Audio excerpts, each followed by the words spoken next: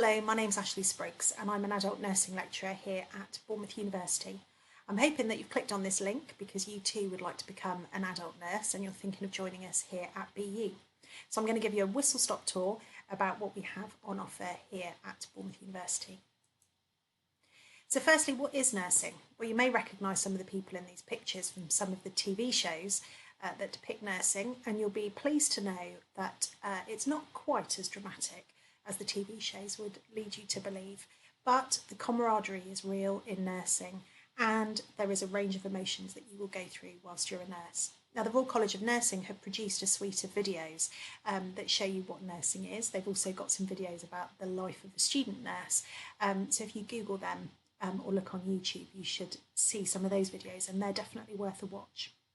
And the RCN defined nursing in 2002 as the use of clinical judgment and the provision of care to enable people to promote, improve, maintain, or recover health, or when death is inevitable, to die peacefully. And of course, it's worth remembering that not all of our patients in nursing do get better, and sometimes we do need to help people whilst they're dying to enable them to have a good death, and also obviously to support their families at that time. So here at Bournemouth University, we've got a suite of courses which will enable you to become a registered adult nurse. We have the 3-year Bachelor of Science with Honours degree, and that's a 3-year full-time course. We have the foundation year option, so that's a year that really kind of is a really good stepping stone for starting the degree. And you might choose that option because possibly you haven't met the UCAS entry requirements, or maybe you've been out of education for a long time and you'd like to just test the waters before you start the full 3-year degree. It's a really good stepping stone. It will give you lots of the skills and knowledge that you'll need to make sure you're up to speed for starting the degree. We also have the Registered Nursing Degree Apprenticeship, so that's for people who want to continue to work and earn a wage whilst they're doing the degree, and that is a 3.5-year course.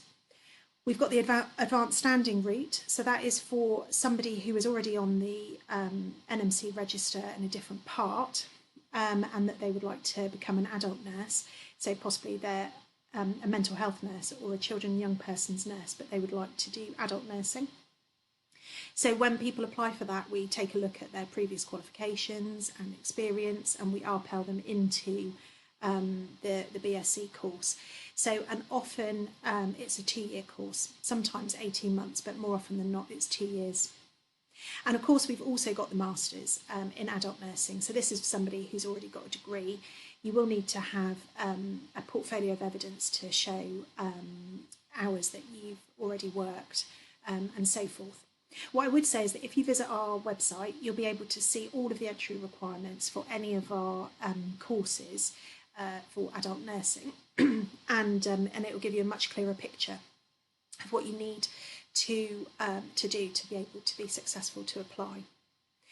So for the Bachelor of Science course, we don't ask for our applicants to have had work experience, but obviously any experience that you've got will enhance your interview, so you'll be able to draw on experiences. But also, if you haven't had any hands-on care experience, then just think of the other things that you've done that will give you some of the skills that are needed in nursing. So what have you done that's given you really good communication skills, for example? Now, there's lots of areas of study when you're studying to become an adult nurse. So we look at the art and the science of nursing. We look at anatomy and physiology, pathophysiology, we look at complex conditions. Throughout the 3 years, you'll work with other health professional students, so that you get good interprofessional working skills. And obviously, you are also working in practice alongside doing the degree. So basically, you develop over the 3 years. In the year 1, you're looking at nursing a person through person-centred practice. So we use a humanising framework that kind of encompasses our curriculum. In year 2, you start to look at the assessment and management of people's health. And in year 3, you start to look at the complexities of managing people's health. At the bottom of the screen is our year plan from September to September, the top one being the BSc and the bottom one being the MSc. And basically you can see that it is delivered in blocks. So you have a theory block, which is the pink, and then you have practice blocks, which are the blue. And the green, much smaller blocks, are the holidays. So there's only 7 weeks holiday a year, 2 at Christmas, 2 weeks at Easter time, and 3 weeks in the summer. So this really is a full-on, full-time course. And so I would say get all your ducks in a row before you join us, because we want you to get as much as you can out of the course and be as prepared as you can. So the NMC requirement is that you spend 2,300 hours in practice. So we ensure that we give you that throughout the course. They also require you to do a placement in a medical, surgical, community, older persons and critical care setting. So we ensure that our placements team allocate you placements there. In your third year, you have a 12-week placement at the very end of the course, and you're able to request which area you would like that placement to be in. The busiest time for you as a student will be the first semester, so from September to Christmas, because obviously we've got lots and lots of information that we need to deliver to you, and we need to spend lots of time with clinical skills to enable you to, I suppose, be let loose on the general public and represent Bournemouth University. So students often ask, how many days a week am I going to be in university? And it varies greatly depending on whereabouts in the programme you are. So sometimes you're in 5 days a week, sometimes you're in for just 1 or 2 days a week. But of course the expectation is that you are studying, doing independent study for the rest of the time. So placement allocations, this is the area of the country that Bournemouth University covers. We have a satellite campus at Yeovil. So people that tend to live around the Yeovil area go to the Yeovil campus for their seminar sessions and lectures, and their placements are around that area. We also have placement areas around Salisbury, Bournemouth, Poole and Dorchester. And you will be asked when you come for an interview which area you particularly would prefer, if there is a preference.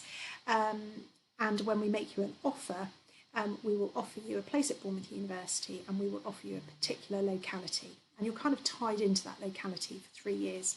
It's worth you spending some time just looking at the trusts, so the hospitals that are in those areas, and seeing what specialities they have and seeing which ones you think you would like. So the campus is at Bournemouth, so the Lansdowne campus is at Bournemouth, and you can live at Bournemouth and go to Bournemouth, Poole or Dorchester sites quite easily. Salisbury takes about an hour to get to, so most of the students who have their Salisbury placements, they will either during their placement time stay up at Salisbury, or they will be around that area permanently. So why would you want to study at Bournemouth University? Well, for lots of reasons, and one of them is the NMC said it, and I would definitely agree with them, that we have got really good student support here at BU, and I'll look at some of that in a minute. We've got really good relationships with our stakeholders, so the NMC recognise that we've got those really great relationships, and the stakeholders are the places that you will go to for your practice placements. And they will often just phone us up to discuss a student issue, or to tell us how great a student's doing, and likewise we can pick up the phone and phone them, or pop in to see people in practice. The NMC really like the fact that we have service users that come and talk to our students throughout the curriculum. So it's much better to hear from somebody who has diabetes, what it's like living with diabetes, than it is for me to tell you what I think it would be like to have diabetes. You get some added bonuses if you come to Bournemouth University. We host the FIMU chapter, which is part of an International Honour Society of Nursing, so it's where lots of nursing academics come together, often have conferences and different things. We take students to that. You're able to join that Honour Society, and you can present at some of those conferences, so obviously we support you with that.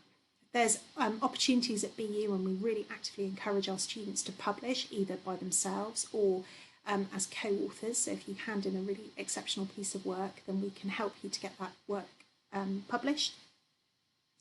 So you can take paid jobs while you're here as research assistants, or you can participate in research.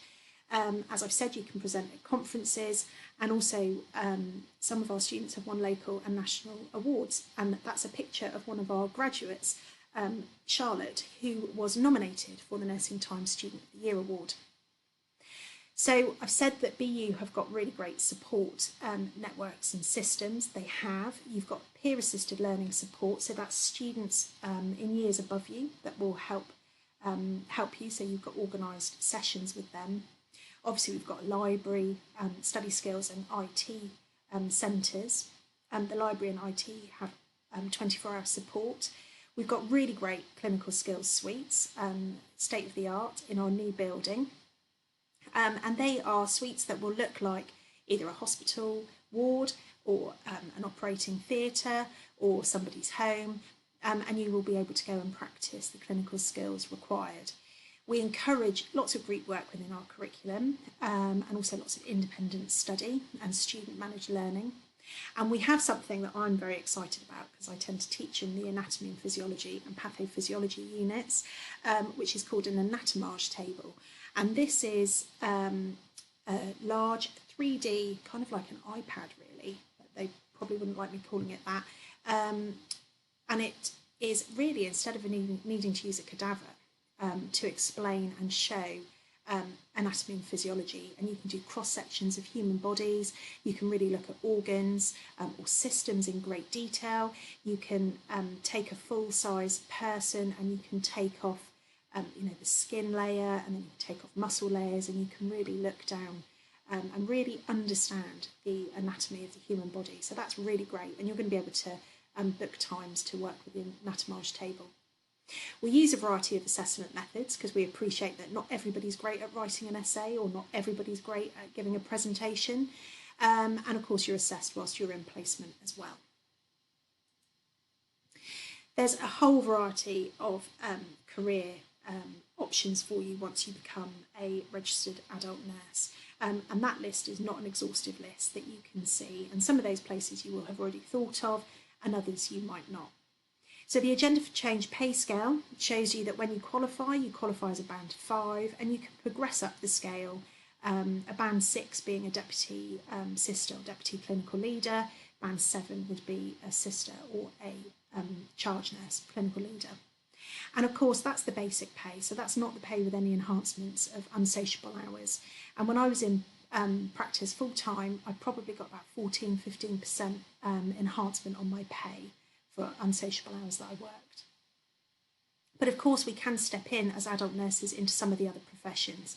So you can do further qualifications to become a health visitor, an emergency care practitioner, so the person that arrives in the car just before the ambulance. It's nurses that work in special care baby units, so they're ITU nurses, just looking after the very little people. And of course, on occasions, they have to go down to the delivery suite when we know that a baby is going to be born with additional needs, or is maybe being born prematurely and is going to need extra help. And transitional care units within maternity units, they are staffed by nurses because either the mum or the baby need extra nursing care. So I hope I've given you a really brief insight into nursing, and I've kind of whet your appetite. Please do get in touch if you've got any questions, and I really look forward to meeting you when you come for interview or when you start at BU. Thank you.